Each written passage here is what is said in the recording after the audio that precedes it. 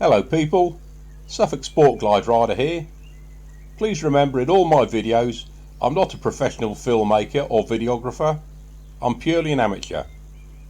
And please remember I'm not a professional mechanic either.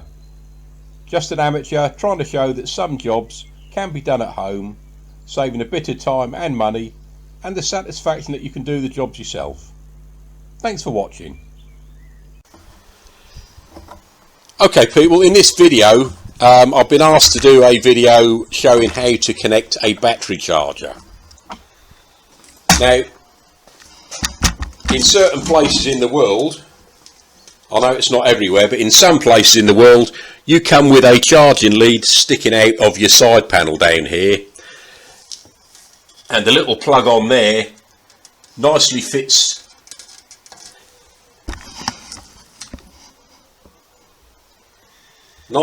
into the Harley's chargers that they do sell. I have mine mounted on the wall, it's just a Trickle charger, but the plug on the bottom of the bike nicely fits into this, and so I can put it onto Trickle charge whenever I want. I know that not everyone in the world has those leads fitted, and you don't have to buy a Harley charger to fit that. There are other chargers around that will fit the plug on here. If not, you can get an adapter lead for various different configurations, so you can put a charger onto there, just a Trickle charger. So if you've not got that fitted, I'll now show you how to get the bike apart to fit one of those leads, or to plug in an ordinary charger. I'm sure wherever you are in the world, if you buy one off the Harley chargers, it does come with a comprehensive set of leads in there, which include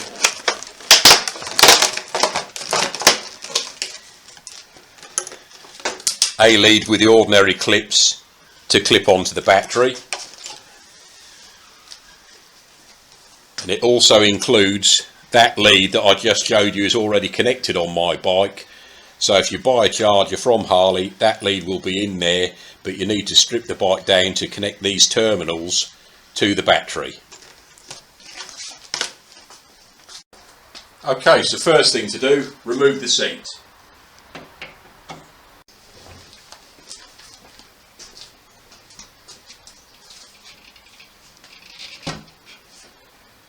And remembering what I said before, make sure you cover that metal tag on the back so you don't scratch anything. Seat loosened, gently slide out through the grab rail, holding that metal tag so we don't get any nasty scratches on the rear mudguard.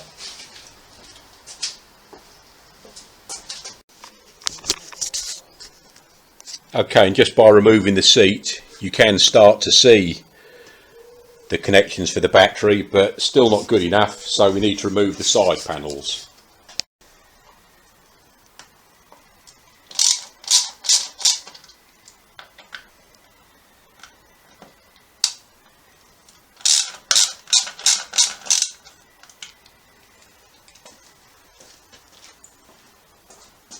And we will remove both side panels.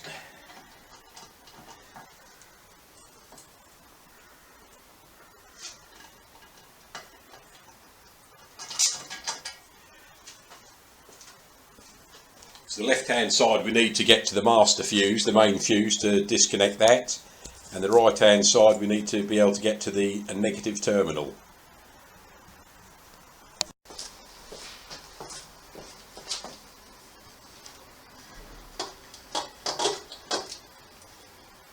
That's the left.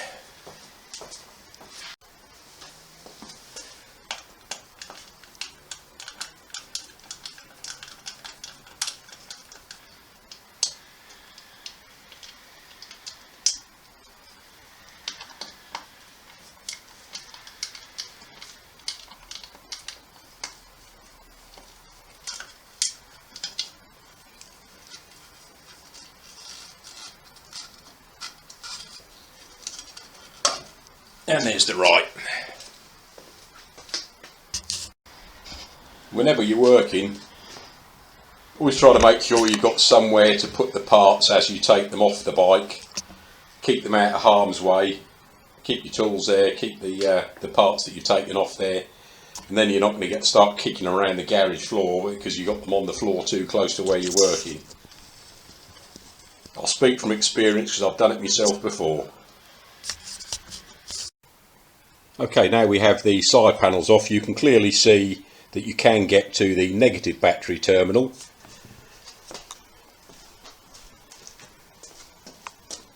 But the positive is hidden down here beneath this plastic cover. And that plastic cover won't come out till we pull it out from the other side. But before playing with the battery, got to disconnect it, pull out the main fuse, which is located down here in the fuse box. And as I showed on a previous video, in the UK we've got to disable the alarm system first. So we do that by turning on the ignition, pulling the main fuse, then the alarm system is disabled. So for me, just snip the cable ties that hold my FP3 and fold the FP3 out the way. This little bit is just on Velcro, pops off the top. Then the main fuse holder slides backwards with a little bit of wiggling.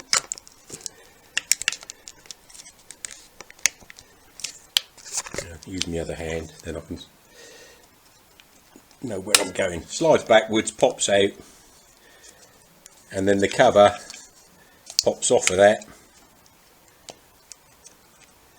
Not so easy doing it one-handed, but the cover pops off. Big thing there, that's the main fuse. But if you've got the siren fitted to the alarm, we need to disable that first. So to do that, we turn on the ignition,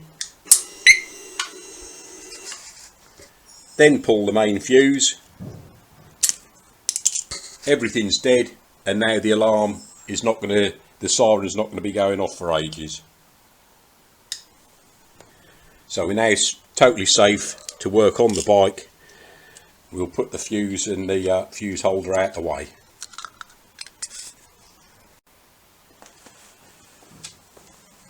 Okay, to remove that plastic cover from the top of the battery, which is here, we need to remove a couple of bits of plastic first.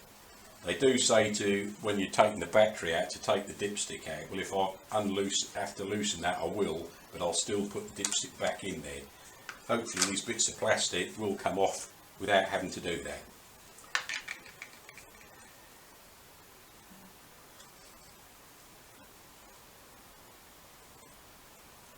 So we then need to disconnect these cable clips to move these cables out of the way.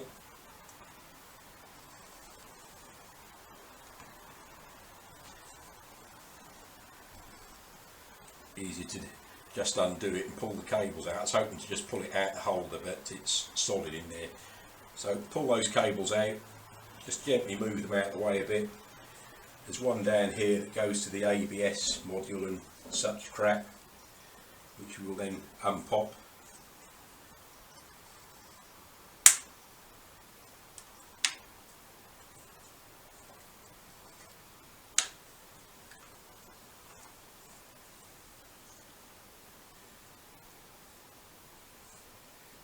Gentle squeeze the button there, and that will undo. So we can tuck this one out the way a little bit because it will get in the way.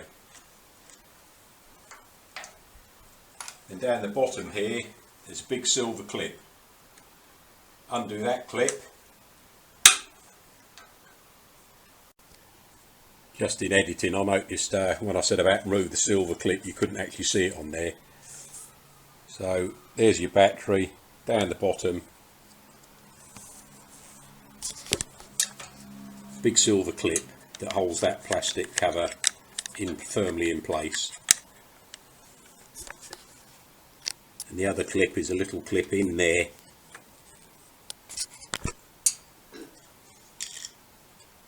Little clip in there that goes over another holder. That's those two little clips. So I've undone that clip, and then there's a clip at the top of the battery here, which you're best to get through with a screwdriver through the top.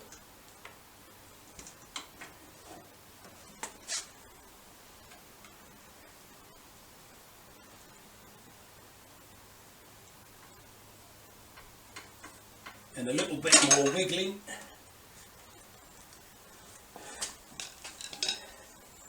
And that is then loose.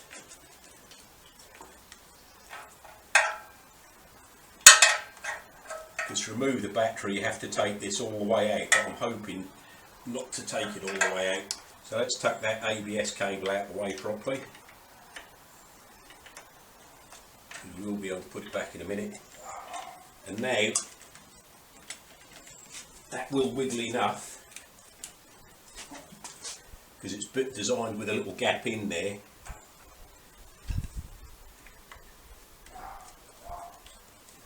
You know, at this stage, if you take the battery out, you would disconnect the negative terminal, but we don't want to do that.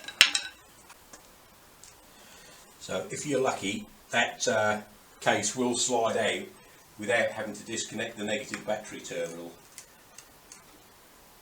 But it seems to be extra tight on mine.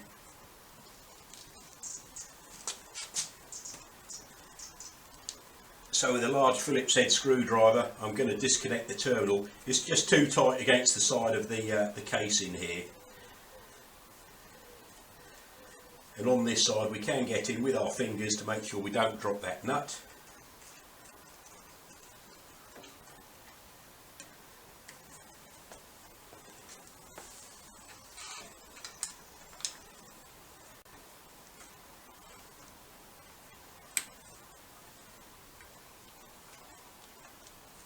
So with that moved out of the way,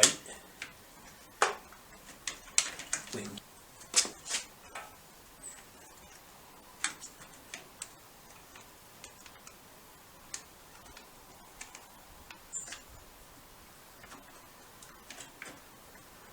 on some models it's easier if you haven't got this on the side here, because we have got the tube going through there to adjust the suspension. But it is all undone, so we can now get to the positive terminal. I will show you. So you know the negative terminal's here, so we can connect the negative side of our charger to there. And with a Phillips screwdriver you can now get to the positive down there. Obviously you're best to use a magnetic screwdriver.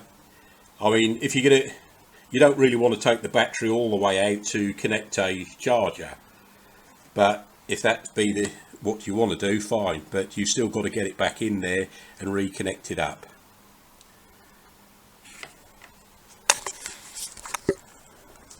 So at this stage in the proceedings,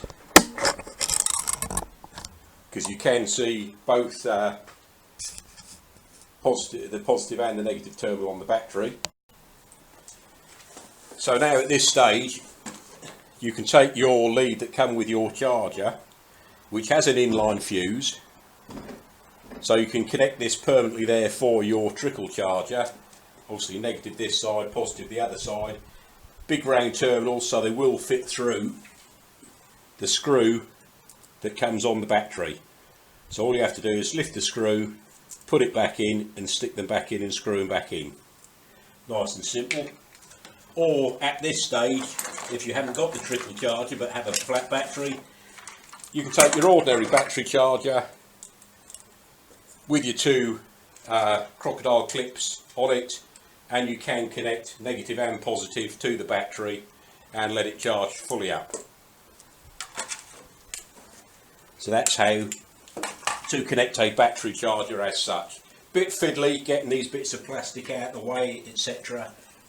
You know, they're clipping down the bottom here, but that all pops out once you've, you know, you might be lucky and be able to do it without removing the negative terminal, but after fiddling about for 5 minutes I thought I may as well just pull that negative terminal out. So big clip down the bottom, little clip at the back, disconnect your negative, and then this whole unit will pull so that you can get to the positive terminal on the other side. Ideally, if you just want to charge up with an ordinary charger, but I would recommend you do buy a trickle charger of some sort. So you've got big terminals on the end, stick them onto the battery direct, feed it through the wiring loom on the other side, work your way around there and pop it out the bottom. Certainly in the UK, I don't know where else in the world, but we come and Harley or our dealer has already fitted one for us. So there's my charger lead down here, trickle charger lead, and it's just fed up through the wiring loom into there. So one of those fiddly little jobs, but yes, we now can clearly get to the negative terminal, pull the plastic out of the way, you can get to the positive terminal. At this stage, if you were totally removing the battery, that's when you got to take your dipstick out, so this plastic case will come all the way out. Fiddly little job, but it is one you can do yourself. And I would recommend you do get a trickle charger, especially for the winter layer. I have mine plugged in for a couple of weeks, then I'll leave it off for a month, and the bike will still start. That obviously depends on the age of the battery. As time goes on, I might need it plugged in for 2 weeks and then unplugged for 2 weeks, but they do go eventually. But that's the way forward really. Get a little trickle charger mounted on your shed wall, garage wall, where you're parking the bike, and then when you come back just plug it in and leave it plugged in. But it's only through experimenting I've discovered I don't need it plugged in all the time. So if I'm leaving the bike for a month, I will plug it in. But other than that, it'll only be during the winter when I'll cycle it and charge it a few times. Hope it's been of some help. Thanks for watching, folks. Ride safe. Catch you soon.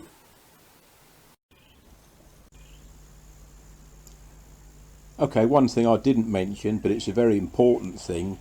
When working on the battery, either on this bike or on any motor vehicle, you always disconnect the negative terminal first. You disconnect the negative first and you attach the negative terminal last. Very important. Well, that's it for this video, folks. Thanks for watching. Hope you enjoyed it. And thanks to all those that have subscribed. Catch you soon. Stay safe.